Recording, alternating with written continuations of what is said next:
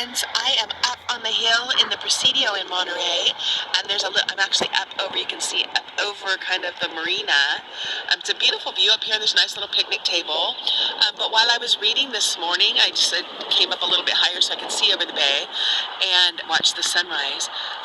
But this morning, I was reading in the Message Bible. So I don't know if you've ever read the Message, but it's a little different than the translations that I'm used to reading in and studying in.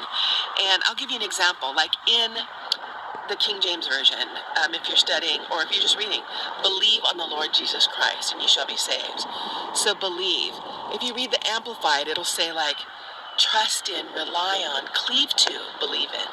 Right? So it takes that belief from the mindset to an action, to a commitment. And it's just different, right? We can hear it different, and sometimes we can receive from it fresh revelation. So this morning I was just delighted. I'm in Philippians chapter 4, and I'm reading out of the Message. And I'm just going to read a couple verses because they blessed me, and I hope they'll bless you. And when I think about going to work, when I think about what this new day brings, when I think about bringing light to the world, it just sums up in a few verses what our goal for the day should be. So I hope you'll be blessed. I'm going to try and hold this steady for you while I read, and you can enjoy the view. Okay. Celebrate God all day, every day. I mean, revel in Him. Make it as clear as you can to all that you meet that you're on their side. You're working with them, not against them. Help them to see this. Help them to see that the Master is about to arrive.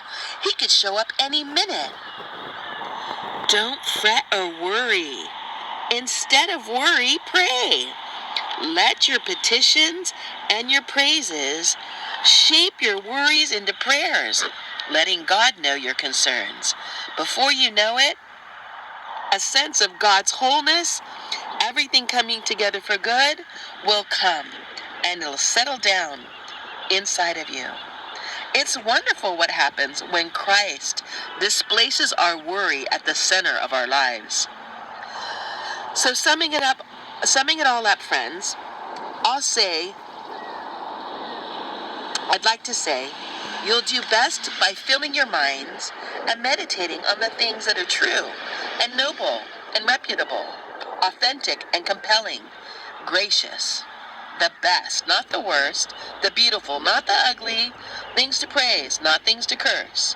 Put into practice what you've learned from me and what you heard and saw and you realized. Do that, and God, who makes everything work together, will work you into His most excellent harmonies. May we go forth today in the unforced rhythms of God's grace, being light and salt to the world around us. Until I see you again, have a great and glorious, love-filled and victorious day. Bye, friends.